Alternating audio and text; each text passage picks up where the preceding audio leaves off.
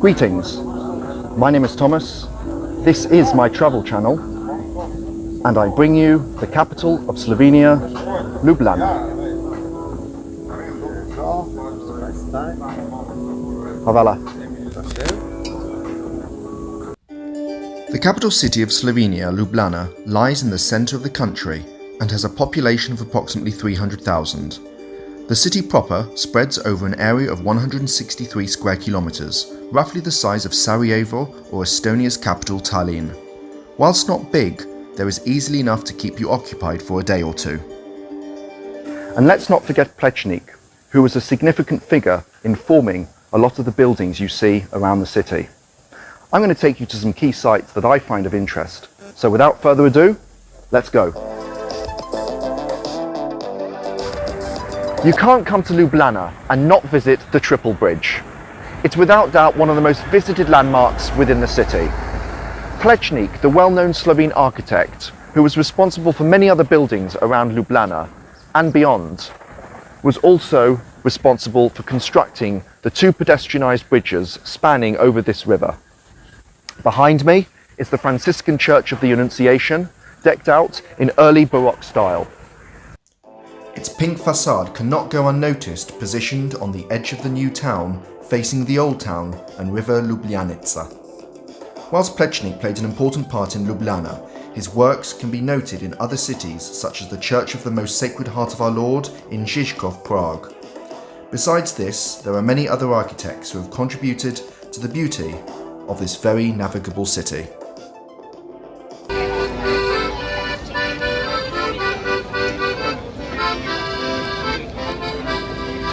Dragon Bridge is another landmark that shouldn't go unnoticed. But don't be beguiled into thinking that these dragons are medieval. If anything, they are anything but medieval. They were constructed as late as the 1900s and have become an important symbol of the capital city Ljubljana.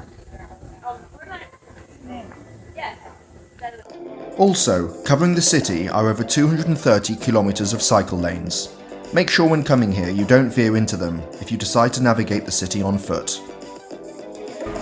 So I'm just entering another interesting area of Ljubljana.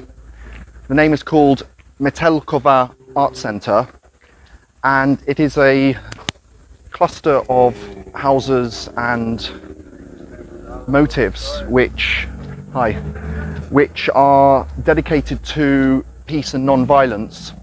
Historically, it was used as army barracks during the Austrian-Hungarian Empire and later the Yugoslav National Army, before in 1991 it of course gained a substantial number of youth organisations against war and non-violence. In 1993 it attracted a lot of squatters, and in more recent years became a centre for self-expression. It's obviously quite an unusual area, not what I quite expected.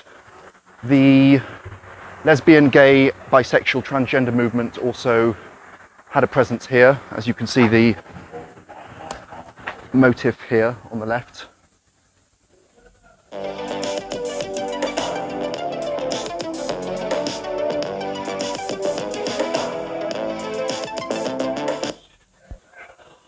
Freaky, huh?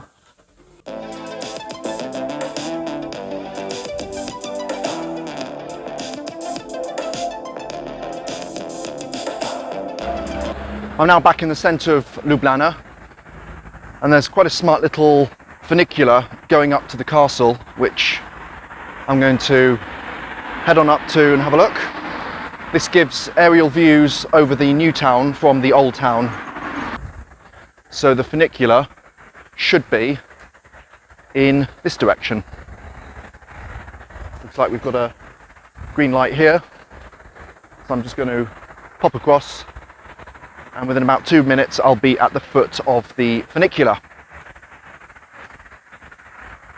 We've just had quite a bit of rain and the rumble of thunder in the background, so it's cleared the air and makes it quite refreshing to be able to walk the streets of Ljubljana. massive puddles, but nothing I can't manage. The funicular's just gone actually, but I'm going to try and get the next one. I'm not sure how much it costs, but we'll soon find out. There you can see the crenellations of the castle, and here is the entrance just ahead of me here. So we're going to go up and take a look at the castle. Quite a few bars on the right here, which is nice. I might come back and cool off with a beer, and it's all good.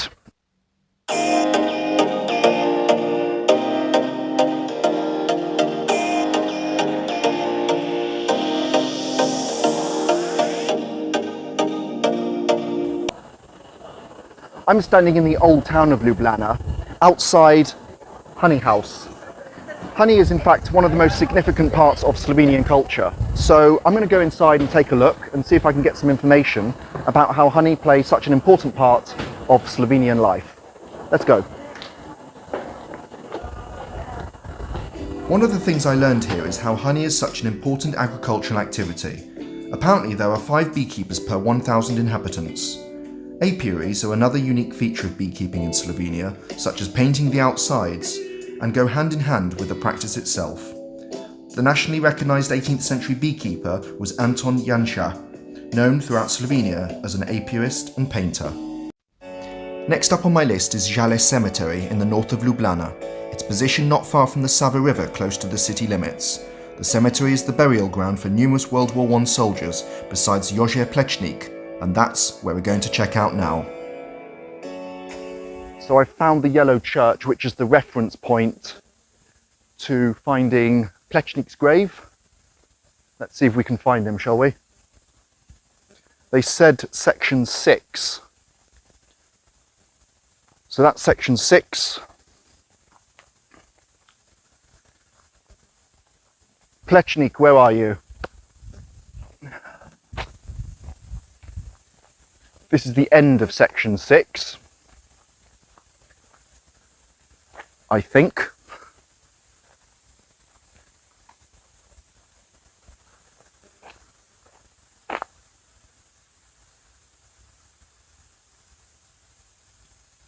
Plečnik. I think we found him.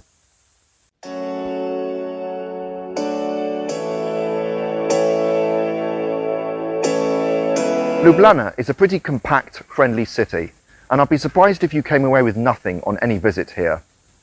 That's all for now from Ljubljana. Don't forget to share this video with those interested in visiting the country, and you can see me on my next vid focusing on some Slovenian national dishes.